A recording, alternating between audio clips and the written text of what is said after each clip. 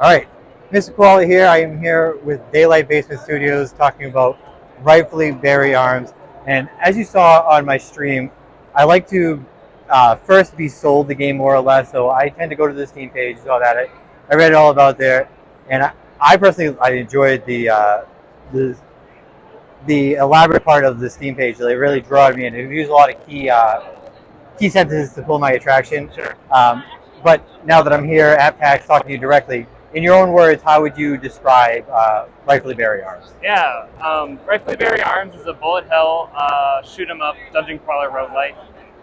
We put a bit of more emphasis on the planning and progression piece of the dungeon crawl.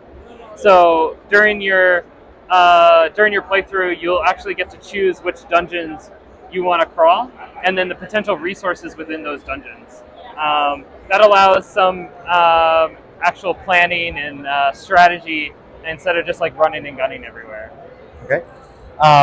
Now, I think it's everybody or every gamer's dream, to at least have their hands in on making some kind of game because then it's their own concept, their own mind, Yeah. and it's a lot of fun to really get into that. So, talk to me a little bit about being an indie dev and the journey you've gone so far getting to this point. So yeah, like to your first point, I love that because Mike and I are the only two devs on the team, so we really rely on community feedback.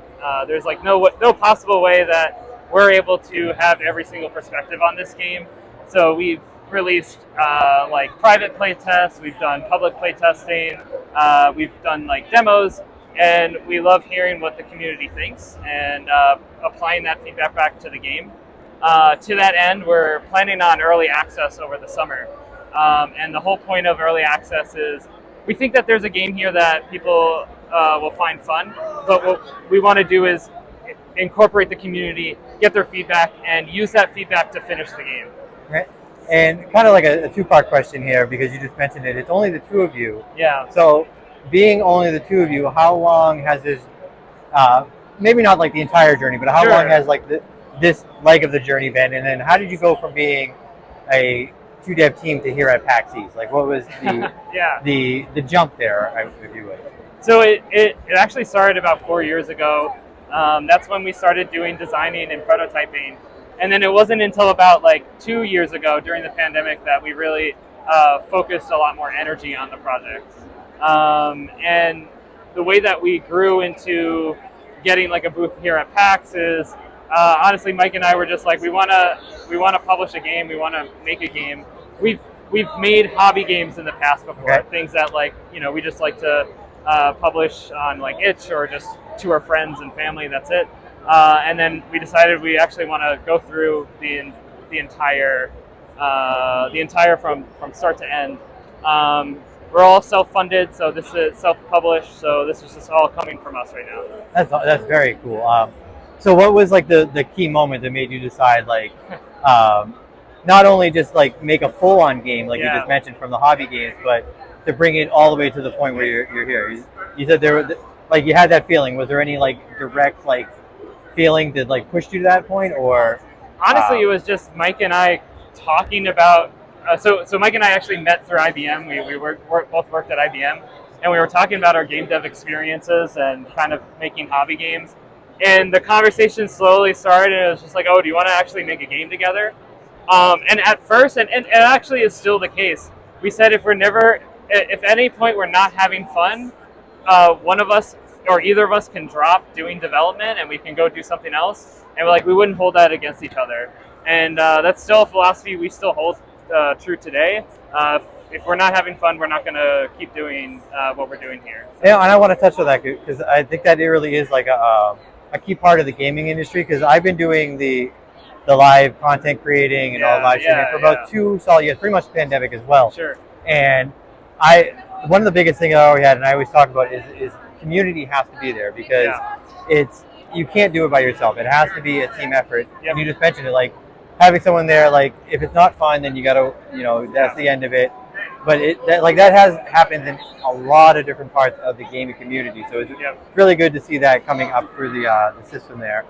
But in your words, how would you say that your game, first, the game as itself or by itself, how does it stand out compared to other games in the genre, and then here at PAX as a whole? Yeah, so I mean, we try to. I mean, like we like the roguelite experience. We like roguelikes. We sometimes get frustrated with roguelikes where they completely restart after you die.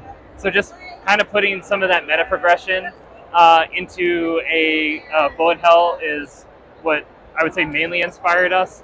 And then on top of that, we wanted to have just like other systems that we've found from games like Dead Cells, like even Cult of the Lamb, and other games like that that we just wanted to integrate into the bullet hell experience. Yeah, I talked about some of those when I was streaming it. I definitely felt the Dead Cell, and I was talking about how I had experienced all the way back to like Gauntlet on NES, not Super Nintendo, NES. So it definitely, I felt the dungeon crawl aspect. Yeah. I felt the roguelike aspect, and I really like the not punishing feeling of every time, because I died a lot. I like the non-punishing feeling of it. If I died, at least I'm still going to make a little bit of progress. It's interesting because it's like you got to have some element that it is hard and you do die a lot, because I feel like that's what makes roguelites or roguelikes.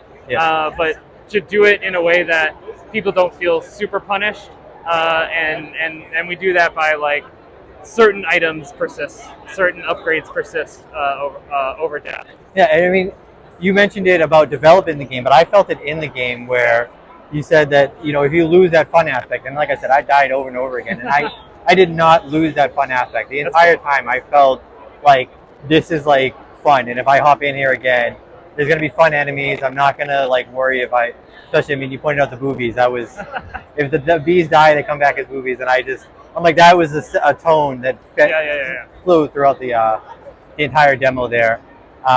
So one final question: you did mention early release might be coming in mid 2023. What about full release? Is that coming soon? So what we're planning is to be in about a year worth of early access.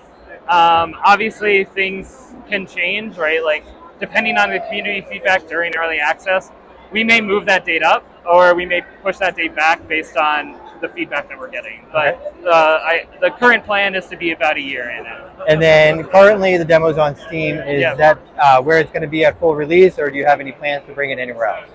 So yeah, the demo is only going to be available during PAX, or shortly after PAX. We'll remove it, and then early access. We're planning on releasing about 50% of the intended content for the 1.0 release, the full release. So we think that will be a fun enough game for people to play. But also expect that the 1.0 release is going to have way more content to it. Okay. All right. I had a lot of fun playing the game. I had a lot of fun talking to you. I had a ton of fun watching you. You're a ton of fun to watch. I love your analysis at the end. It was really cool.